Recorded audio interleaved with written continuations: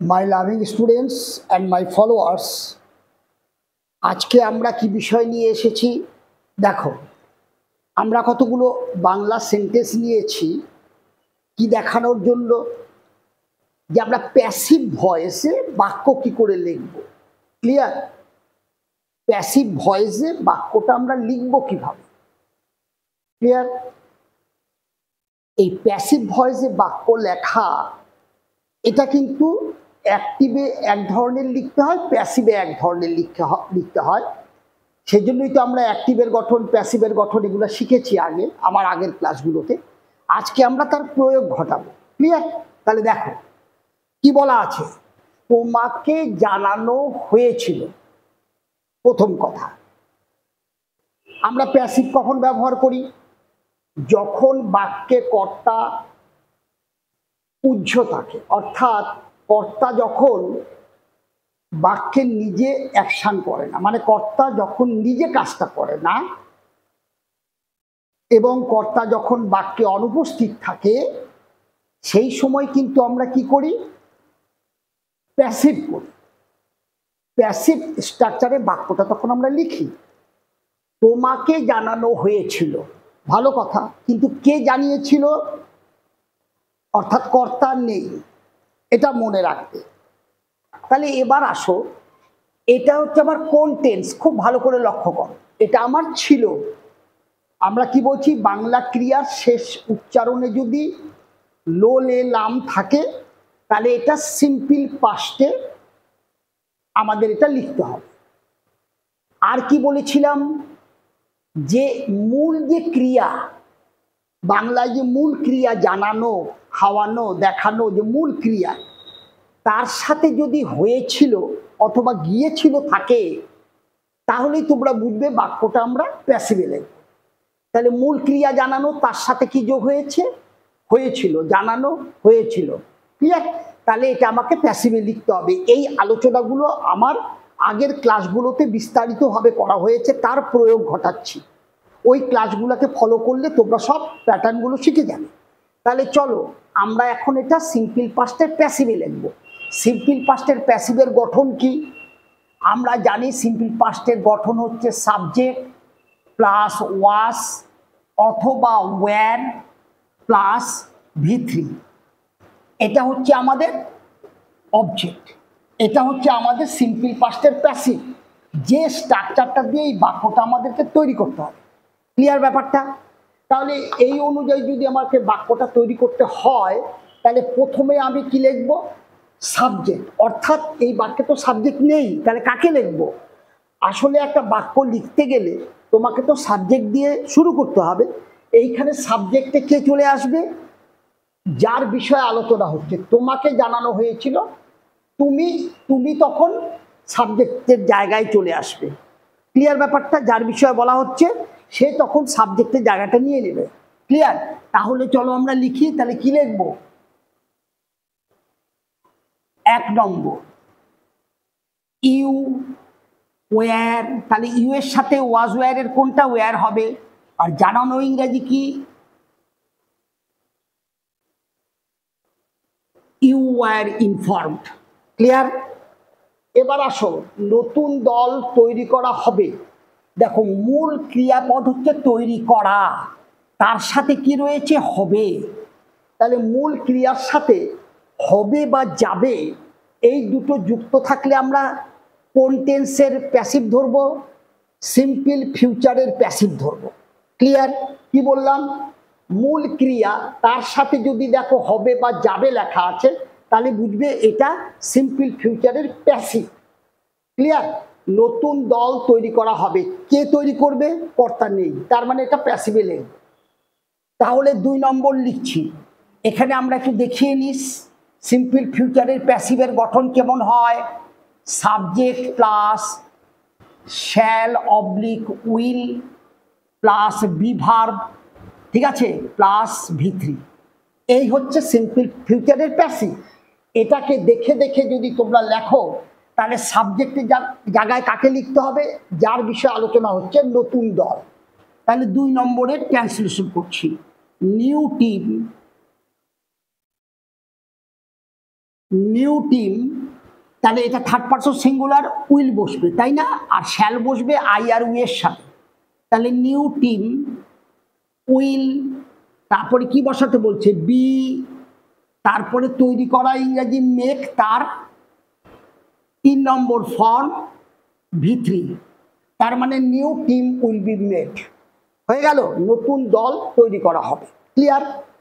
এবার দেখো কি বলছে নেক্সট, প্রতিদিন ক্লাসরুম পরিষ্কার করা হয়, মূল ক্রিয়া করা, তার সাথে যদি হয় বা যায় যুক্ত থাকে, উচ্চারণগুলো একটু লক্ষ্য রাখো, তাহলে বুঝে যাবে যে বাংলায় কোন বাক্যগুলোকে তোমার প্যাসিভ স্ট্রাকচার দিয়ে লিখতে হবে।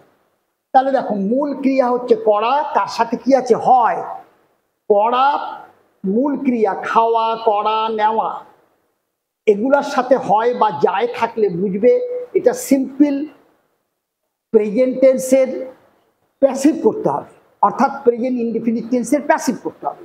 তাহলে প্রেজেন্ট ইনডিফিনিটের প্যাসিভের গঠন কি? প্যাসিভের গঠন বলছি সাবজেক্ট এম অথবা ইজ অথবা আর প্লাস V3 প্লাস অবজেক্ট। এটা হচ্ছে আমাদের সিম্পল প্রেজেন্টের প্যাসিভের স্ট্রাকচার। এই স্ট্রাকচারটা এখানে ফলো হবে। তাহলে দেখো সাবজেক্টের জায়গায় কাকে বসাবো? যার বিষয়ে আলোচনা করা হচ্ছে ক্লাসরুম, এর বিষয়ে আলোচনা করা হচ্ছে। তাহলে ক্লাসরুমকে আমি এখানে লিখে দিব 3 নম্বর করছি, দেখো 3 নম্বর করছি, ঠিক আছে। তাহলে ক্লাসরুম এটা আমার সাবজেক্টের জায়গা নিয়ে নিল, ঠিক আছে। ক্লাসরুম একে পরিষ্কার, তাহলে ক্লাসরুম এটা থার্ড পারসন সিঙ্গুলার, তাই ইজ হবে, এটা প্লুরাল হলে আর হতো, তাহলে ইজ হচ্ছে ক্লাসরুম ইজ। এবার কি পরিষ্কার করা যে ভার্বটা আছে তার past participle form, classroom is cleaned, এটা হচ্ছে ভার্বের থার্ড ফর্ম। তাহলে ক্লাসরুম ইজ ক্লিনড প্রতিদিন, প্রতিদিনটা এখানে বসিয়ে দাও, এভরি ডে। ক্লিয়ার? একটি নতুন রাস্তা বানানো হচ্ছে, যখন দেখবে মূল ক্রিয়া কেনা নেওয়া তার সাথে হচ্ছে বা যাচ্ছে, এই দুটো উচ্চারণ যদি তার সাথে যোগ থাকে, হচ্ছে বা যাচ্ছে, হচ্ছে বা যাচ্ছে যদি মূল ক্রিয়ার সাথে যুক্ত থাকে, তাহলে বুঝবে এটা প্রেজেন্ট কন্টিনিউয়াসের প্যাসিভে লিখতে হবে। ক্লিয়ার? তাহলে মূল ক্রিয়া কেনা হচ্ছে, দেওয়া হচ্ছে, দেখা যাচ্ছে, মূল ক্রিয়ার সাথে যদি হচ্ছে বা যাচ্ছে যুক্ত থাকে, তাহলে প্রেজেন্ট কন্টিনিউয়াসের প্যাসিভে লিখতে হবে। তাহলে প্রেজেন্ট কন্টিনিউয়াসের প্যাসিভের গঠন কি? Subject plus am is are plus being plus V3 plus object. এই স্ট্রাকচারটা মুখস্থ থাকতে হবে। এই স্ট্রাকচার দিয়ে আমার প্রেজেন্ট কন্টিনিউয়াসের প্যাসিভটা আমাকে লিখতে হবে। ক্লিয়ার? তাহলে চলো 4 নম্বর আমরা ট্রান্সলেশন করি। কি লেখা আছে? একটি নতুন রাস্তা, কার বিষয় বলছি? একটি নতুন রাস্তার বিষয় বলছি। সাবজেক্টে একটি নতুন রাস্তা জায়গা নিয়ে নেবে, ঠিক আছে। তাহলে আ নিউ রোড। ক্লিয়ার ব্যাপারটা? তাহলে এটা আমার সাবজেক্টের জায়গা নিল, এর বিষয় বলছি। তাহলে এই new road third person singular, তাহলে এম ইজ আর এর কোনটা বসবে? ইজ বসবে। আর এটা যদি প্লুরাল হতো তাহলে আর বসতো। তাহলে এ নিউ রোড ইজ, তারপরে কি বসাতে বলছে? বিং। দেখো এই তিনটার মধ্যে একটা নিয়ে নিলাম, এবার বিং বসবে, BEING, বিং। এবার বলছে V3 বসাও, অর্থাৎ এই যে বানানো, তার মানে মেক, তাই না? মেকের 3 নম্বর ফর্ম কি হবে? মেড। তাহলে a new road is being made, একটা নতুন রাস্তাকে বানানো হচ্ছে। ক্লিয়ার? অবজেক্ট নেই, কোথায় বানানো হচ্ছে যদি বলতাম ইন আওয়ার লোকালিটি, তাহলে সেটা অবজেক্টের জায়গা নিয়ে নিত। ক্লিয়ার? এবার চলো, তাহলে a new road is being made হয়ে গেল বাক্যটা। এবার আসো, তোমার বইটি পাওয়া গেছে, মূল ক্রিয়া তার সাথে যদি গেছে, গেছে বা হয়েছে, এই হচ্ছে আর হয়েছে আলাদা। হচ্ছে মানে রানিং কন্টিনিউয়াস, আর হয়েছে মানে কাজটা সমাপ্ত। জাস্ট, ঠিক আছে। তার মানে মূল ক্রিয়া পাওয়া, তার সাথে যদি গেছে বা হয়েছে থাকে, যেমন খাওয়া হয়েছে, নেওয়া হয়েছে, দেখা গেছে, এইভাবে মূল ক্রিয়ার সাথে যদি গেছে বা হয়েছে পাও, তাহলে বুঝবে এটা তোমার প্রেজেন্ট পারফেক্টের প্যাসিভ দিয়ে করতে হবে। ক্লিয়ার? তাহলে প্রেজেন্ট পারফেক্টের প্যাসিভের গঠন কি? Subject plus has plus have plus plus been plus V3 plus object. এটা হচ্ছে প্রেজেন্ট পারফেক্টের প্যাসিভের স্ট্রাকচার। তাহলে চলো এইটা অনুযায়ী আমরা করব। তাহলে সাবজেক্টে কাকে বসাবো? যার বিষয়ে আলোচনা হচ্ছে তোমার বইটি। তাহলে চলো ইয়োর বুক, তোমার বইটি, ঠিক আছে। তোমার বইটিকে পাওয়া গেছে, সাবজেক্ট বসিয়েছি তোমার বই। এই বই হচ্ছে থার্ড পারসন সিঙ্গুলার, তাই হ্যাজ হচ্ছে। ক্লিয়ার? এইবার আসো, এই হ্যাজ বসালাম, এবার বিন বসাবো, বিন বসালাম। এবার দেখো পাওয়া তার V3, ফাইন্ড ফাউন্ড ফাউন্ড, ঠিক আছে। তার মানে your book has been found, তোমার বইটি পাওয়া গেছে। ক্লিয়ার? অবজেক্ট থাকলে অবজেক্ট বসাতাম, অবজেক্ট নেই। এবার আসো, ডুয়ার্সে বিভিন্ন ধরনের পাখি দেখা যায়। তাহলে ডুয়ার্সে বিভিন্ন ধরনের পাখি দেখা যায়, তাহলে দেখা মূল ক্রিয়া দেখা, তার সাথে তুমি কি পাচ্ছ? যায় বা হয়। যদি মূল ক্রিয়ার সাথে তোমরা যায় বা হয় পাও, তাহলে কিভাবে করবে? মূল ক্রিয়া বাংলায় খাওয়া, নেওয়া, দেখা, এদের সাথে যদি যায় বা হয় এই দুটো উচ্চারণ চলে আসে, তাহলে তোমরা বুঝবে এটা সিম্পল প্রেজেন্টের প্যাসিভে লিখতে হবে। দেখা যায়, নেওয়া হয়, বোঝা যায়, মূল ক্রিয়ার সাথে হয় বা যায় থাকলে সিম্পল প্রেজেন্টের প্যাসিভে করতে হবে। ক্লিয়ার? তাহলে সিম্পল প্রেজেন্টের প্যাসিভ আমরা আগেই করেছি, subject am, is, are plus V3, ঠিক আছে, প্লাস অবজেক্ট। এই সিম্পল প্রেজেন্টের প্যাসিভের ফর্ম দিয়ে আমাকে করতে হবে। তাহলে সাবজেক্টে কাকে বসাবো? বলছে কার বিষয়ে আলোচনা হচ্ছে? পাখির বিষয়। বিভিন্ন ধরনের পাখি তোমার সাবজেক্টে চলে আসবে, ঠিক আছে। তাহলে 6 নম্বর, তাহলে বিভিন্ন ধরনের পাখি। ক্লিয়ার? তাহলে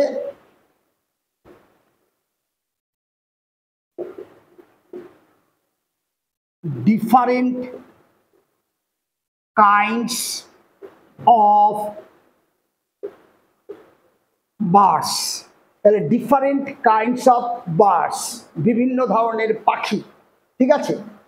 এইবার আসো, এটা এস আছে প্লুরাল ফর্ম, তাহলে আমার অ্যামিজারে কি বসবে? আর। এবার কি বলছে? দেখা যায়, তাহলে দেখা ইংরেজি সি, তার থার্ড ফর্ম কি হবে? সিন। তাহলে different kinds of birds R scene কোথায়? ইন ডুয়ার্স,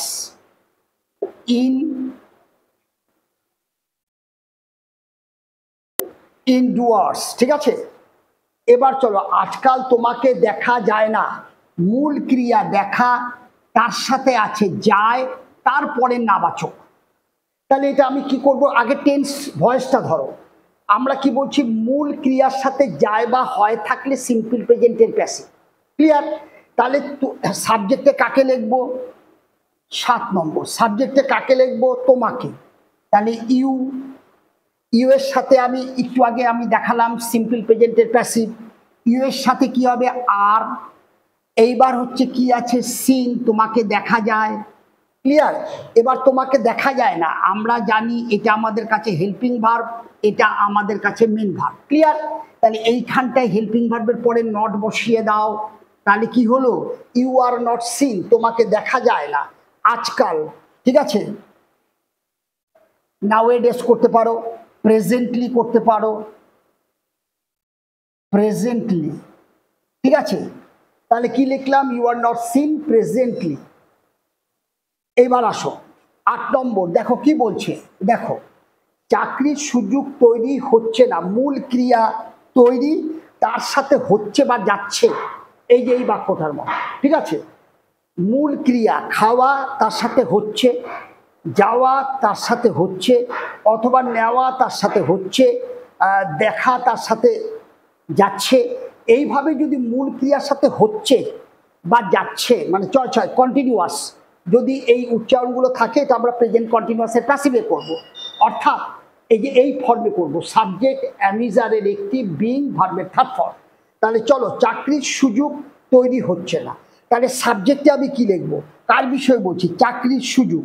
তাহলে সুযোগ হচ্ছে কি, স্কোপ অথবা অপরচুনিটি, যা ইচ্ছা। স্কোপ সুযোগ, কিসের সুযোগ, স্কোপ অফ জব, ঠিক আছে। এটা আমার সাবজেক্টের জায়গায় বসালাম, তাহলে এটা আমার third person singular, scope of job. তাহলে আমি অ্যামিজারের কি বসাবো, ইজ বসাবো, তারপরে বিং বসাবো, এই যে হচ্ছে এইটার অনুযায়ী বসাচ্ছি ইজ, বিং।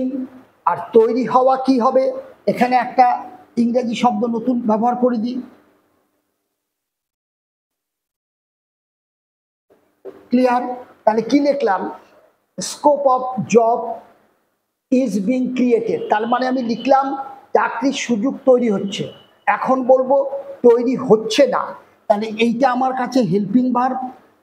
তাহলে হেল্পিং ভার্বের পরে আমার নট বসাতে হবে এই পয়েন্টে, তাহলে এখানে বসিয়ে দাও নট। তাহলে কি লিখলাম, scope of job is not being created, clear. এইবার আসো দেখো, কাজটি করা উচিত, ক্লিয়ার। এই জায়গাটা একটু দেখো, কাজটি করা উচিত, কাজটি কে করবে সে নেই। আমরা জানি উচিত যখনই বাংলা বাক্যে চলে আসে তখন আমরা শুড দিয়ে করি। যেমন তোমার যাওয়া উচিত, ইউ শুড গো, সেখানটায় তোমার যাওয়া উচিত, তুমি সাবজেক্ট, তুমি অ্যাকশন করবা। কিন্তু এখানে দেখো কাজটি করা উচিত, কে করবে সে নেই, তার মানে সাবজেক্ট নেই। সেক্ষেত্রে তোমার এই যে শুড দিয়ে যে বাক্যটা করো তার প্যাসিভ করতে হবে, ক্লিয়ার। সেইখানে প্যাসিভটা আমরা কিভাবে করব, বি ভার্ব দিয়ে আমাদেরকে সেটা করতে হবে। যেমন দেখো এই যে উইল, যত আমাদের মোডাল অক্সিলারি আছে, দেখবে আমার আগের ক্লাসে এগুলো সব লিখিয়ে দেওয়া আছে।